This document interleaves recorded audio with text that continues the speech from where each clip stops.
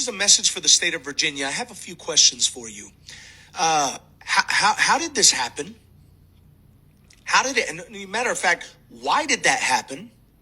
And is there a reason why there's zero outrage?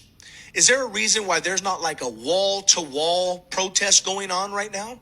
Is there a reason why all of the individuals on that blue side that always tell you that they don't want Americans to die on the streets, that they stand up for the American people because the Trump administration is against them? Tell me why there's no celebrity outrage talking about it. There's no left-wing media outlet condemning what happened. Oh, let me tell you why. Because the perpetrator isn't a white quote-unquote supremacist who voted for Trump.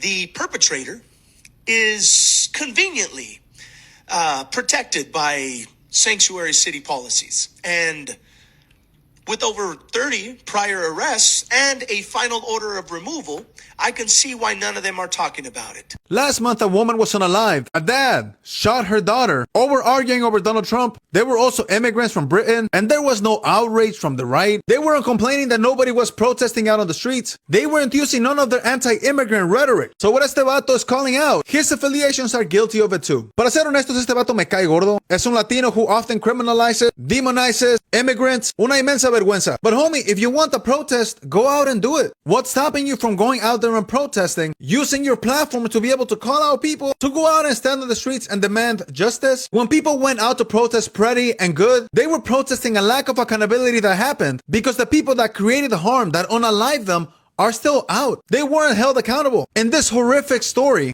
that man, that trash person, that horrible monster is already arrested and should be held accountable. And let me be super clear, nobody is advocating for this guy. For context, y'all, he was arrested over 30 times and should have been removed from the country at the bare minimum. An example of the failed justice system that is unreliable. They detain people and punish people when they haven't done much, and when people are a clear threat to society, they are not held accountable. Let me say one more thing here, and this is about privilege. When white individuals do horrible things, like this example here, people treat him as individuals. It was an isolated incident. He was a very nice guy. He had mental health issues. When that person is not white, they tend to blame the entire community or group. So expect to see that in the coming days, treating this individual's actions and saying that all immigrants are like that, and that's why they need to arrest them. That's why they all need to be deported. We've seen it before. Let me finish off by saying, if anybody knows a way that we can support her family, according to reports she was a mother, please let me know. I'd love to amplify. I can't even imagine what the family must be going through. Pero como siempre, familia, let me know, what do you think about anything I said, he said? Let's talk about it.